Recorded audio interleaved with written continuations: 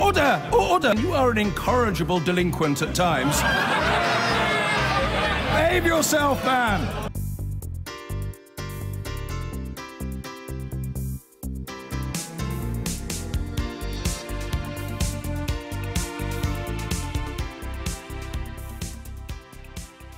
Now, everyone remembers those jubilant scenes in the Republic of Ireland after the abortion referendum. But one person who didn't like what she saw was the DUP leader Arlene Foster, who says the celebrations were distasteful. She was speaking to our senior Ireland correspondent, David Blevins, who began by asking her if it was time for Northern Ireland to liberalise its abortion law. Of course, what happened last weekend was in relation to the Constitution of the Republic of Ireland. It was about repealing the constitutional bar on abortion. And the result was what the result was. We don't have a constitutional bar on abortion. The issue should be one that is debated in the Assembly. It's one that rests with the devolved administration, and that's where we should have the discussion. What about the rights of women who are facing unplanned or crisis pregnancy in Northern Ireland? Well, you know, abortion is a very emotive subject, a very sensitive subject, and therefore it deserves a serious discussion and a serious, mature debate. It certainly does not deserve some of the antics that we've seen recently, frankly. And I did find it, I have to say, quite distasteful to see people dancing about in the streets in relation to the referendum results. This is a serious subject. It therefore deserves to be treated in a very serious way. And the way to have that debate, looking at the evidence, speaking to people who have gone through those crisis pregnancies, is to have that debate in the devolved administration.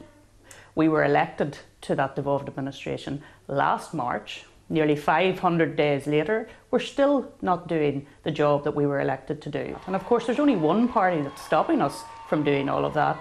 And bizarrely, that's Sinn Féin, the people who say they want to bring about change in relation to abortion and in relation to same-sex marriage. So, you know, you can't have it both ways. Are you seriously suggesting that if there was a devolved government again, that there would be potential for change in terms of same-sex marriage and abortion? I think what we need to do is be able to put forward a rational explanation as to why we hold those particular views. I have a right to hold a different view than others hold. That's called tolerance. I have had emails from people in the Republic of Ireland feeling very disenfranchised, can't quite believe what has happened in the Republic of Ireland. I have had emails from nationalists and Republicans in Northern Ireland not quite believing what is going on and saying they will be voting for the DUP because they believe that we're the only party that supports the unborn. You know, there are many people who are shocked in the Republic of Ireland today, and whilst I completely acknowledge the result that happened last Saturday, that doesn't take away from the fact that there's a substantial minority of people in the Republic of Ireland today who feel very disenfranchised, who feel very alone, who don't feel that anybody speaks for them anymore. And I think people need to be very much aware of that. People will find it hard to believe that you're suggesting some Sinn Féin voters are telling you they're going to vote DUP because of your position on abortion. Yeah, well, you know, people vote for different reasons, and I think that's very clear. For some people, this is the number one issue for them when it comes to casting their vote. And I think people need to understand that in the wider UK. It is such a big issue here in Northern Ireland. Obviously, some people don't see it as such a big issue and they will vote for other reasons. But I think it would be wrong not to acknowledge that there are those who, in my own constituency and right across Northern Ireland, who feel so very strongly about this issue that they will cast their vote on that basis. It's 17 months, as you say, since the devolved government collapsed. Why do you think the Prime Minister has not moved to restore direct rule from Westminster? Well, of course, it's a great disappointment to those of us who want to see governance in Northern Ireland that we haven't a devolved administration. So we have been saying to the Prime Minister that she needs to take decisions in relation to Northern Ireland. It is completely wrong that constituents, my constituents living in Northern Ireland, are treated any less than people living in the rest of the United Kingdom, and they should have an opportunity to be governed and governed properly. So is the Prime Minister not listening to you? It's a year since the general election when your party found itself holding the balance of power at Westminster. What sort of relationship do you have with Theresa May? I have a good relationship with Theresa May, but I think she wants to see, as I do, a devolved administration back. She wants to see us around the table. I'm up for that because I believe that's what the people of Northern Ireland want. And Sinn Féin should reflect that that's what everybody in Northern Ireland want, and come back into the devolved administration and discuss the issues that they say they want resolved. Let's discuss same-sex marriage, let's discuss abortion issues, let's discuss the Irish language instead of putting up a bar to people coming in to a devolved administration. The next big EU summit is coming up in a couple of weeks' time. What do you make of the latest suggestion that there could be a joint EU-UK status for Northern Ireland? Well, it's not something I recognise at all. It's not something that has been put to us as a party, or me to the leader of the party, so it is pure speculation, I have to say. To get a Brexit deal without losing the support of the DUP, is a new customs union not the only real solution open to the Prime Minister? Well, look, we've said to the Prime Minister that for us, our only red line is that we are not treated any differently from the rest of the United Kingdom, that there are no trade barriers put up between Northern Ireland and our biggest market, which of course is Great Britain. So that's what we will judge all of the propositions that are brought forward. We will judge it against that red line. And she's very much aware of that. And I have confidence that she knows that she cannot bring forward anything that will breach that red line, or we simply will not be able to support it. But you see, that's exactly the issue for many people. They will say that the DUP wants to be treated exactly the same as the rest of the UK in terms of Brexit, but differently in terms of marriage and abortion. Well, there's a very simple answer to that, of course, because marriage and abortion are matters for the Northern Ireland Assembly. They are devolved issues. International relations, trade agreements are matters for the United Kingdom government. And that's why it's important that those matters are differentiated upon. If the Prime Minister felt she had to compromise on the border issue or compromise on some of those social issues, would it cost her the confidence and supply agreement with the DUP? Well, I'm not quite clear what you mean by compromise on the border, because she has a very clear understanding around the whole UK-European Union issue. She knows that we have to walk in lockstep with the rest of the UK in terms of what happens next. So I don't foresee anything happening there.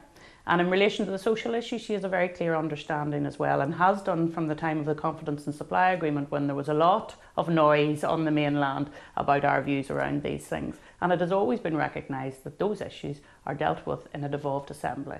That's where we need to have the discussion. I'm up for having that discussion, so let's get on with it.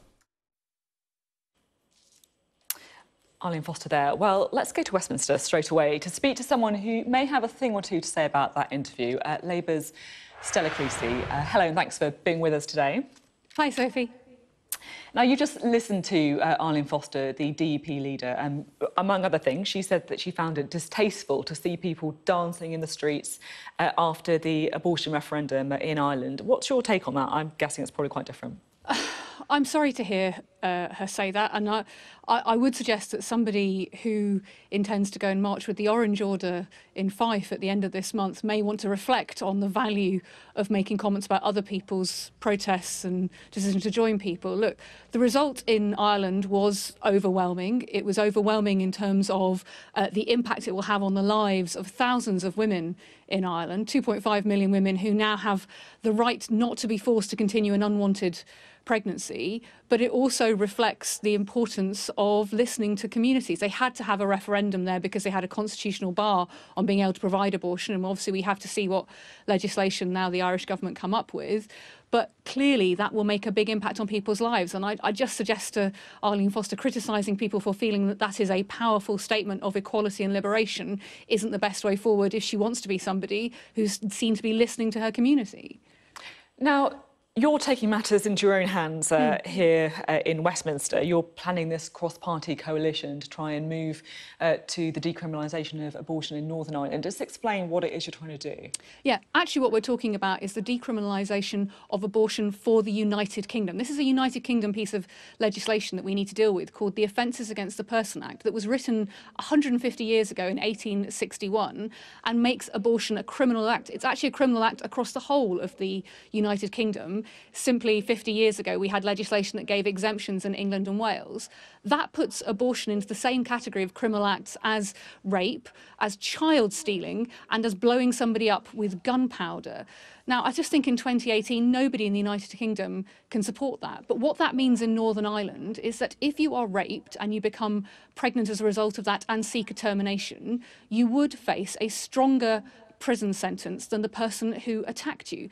That cannot be sustainable. And indeed, I think that's why the majority of the Northern Irish opinion polls show us that the public there would like to see change. They'd like to see the criminal law being taken out of this and medical law being put in place. They can't do that. Arlene Foster cannot write laws on abortion in the Stormont Assembly if it gets reconstituted unless we repeal this piece of UK legislation. So actually what we're doing is being respectful of devolution, but also requiring them to take action on this, because by removing that piece of legislation, there will be a gap. You see, you're saying that you're being respectful of devolution. I think Arlene Foster would probably take issue with that. And the thing about, of course, the referendum in Ireland is that it was women who overwhelmingly voted, well, everyone, obviously, but women who kind of overwhelmingly voted to decriminalise abortion. They made the decision for themselves. So why should it be that politicians in Westminster decide what's right for people in Northern Ireland? Well, at the moment, the only woman with any choice over abortion in Northern Ireland is Arlene Foster, and she can't. But she's elected in Northern Ireland. She's just said in your interview that she doesn't want to see people in Northern Ireland being treated differently to people in the United Kingdom. But by repealing this piece of legislation, we will not write abortion law in Northern Ireland. We will simply leave a gap that the civil servants and indeed the Assembly will need to fill. And also, frankly, I don't see why Arlene Foster's views should prevent repeal of legislation that also affects my constituents. You know, when I hear the DUP saying that we shouldn't be talking about this in the United Kingdom Parliament, I hear them telling them that they have more control over what happens to my constituents than we do about what happens in Northern Ireland. This is about removing a piece of legislation rather than imposing a particular law on Northern Ireland. But they do need to have this debate. The vast majority of the Northern Irish public want a medical rather than criminal approach to abortion. And I think for Arlene Foster to be the only person making a choice on that isn't very democratic at all. At the same time, though, let's be real. I mean, your constituents aren't being jailed for having abortions, are they? That in reality, people can get abortions in the rest of the United Kingdom. Really, the people who this will affect are women in Northern Ireland. Well, but what my constituents have to do at the moment is go through a very long process involving 2 doctors. And actually, since 1967 and the Abortion Act, pills have been invented that allow an abortion, misoprostol. So there is a case also for decriminalisation here so that we can have a process that recognises the technology has moved on across the United Kingdom. You know, at the moment, 3 women a day from Northern Ireland either travel or take those pills, and they buy them illegally. And women in England and Wales are doing this as well online. That's actually not very safe, and in theory, they could face a criminal prosecution. Look, this legislation was written 150 years ago. The abortion rules that we have in England and Wales were written 50 years ago. It is absolutely right that the UK Parliament asks, do we have modern 21st century abortion laws? That it would make an impact for every UK citizen, including those in Northern Ireland, simply makes the case for each nation then being able to describe what a modern abortion law looks like.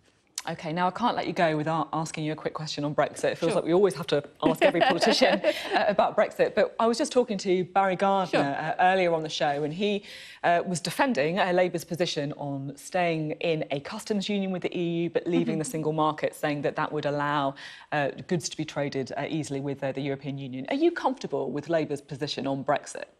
Look, I've been a member of the Labour Party for 25 years. I've been involved in campaigns within the Labour movement because we are a democratic member-led movement. One of my predecessors was a man called Clem Attlee, and he said that the members are what make it of the Labour Party. And sometimes we've won arguments, sometimes we've lost them. There is clearly a difference of opinion about what our approach to Brexit should be, but we're also a democratic movement. So I think it is right that people have their say, stand up and say what they think is right, what they think is right. I have campaigned, I stood at the election and said very clearly I was going to fight to stay in the single market because I could not see a better option, not just for my constituents, but for my country.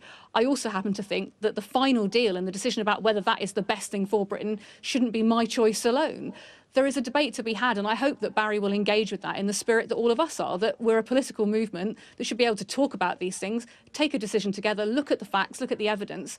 I don't think anybody can look at Brexit in the last 2 years and think it's going swimmingly. So it's right that we say to our members, it's right that we say to the country, is this the best deal that meets our values? Is this going to be a way that we tackle austerity? Is this a way we're going to bring prosperity? I don't think a hard Brexit will do that. I certainly think staying in the customs union and the single market is a better way towards that. But you know what? I'm also a Democrat, and I think the public should have their say too. OK, Stella Creasy, thanks very much.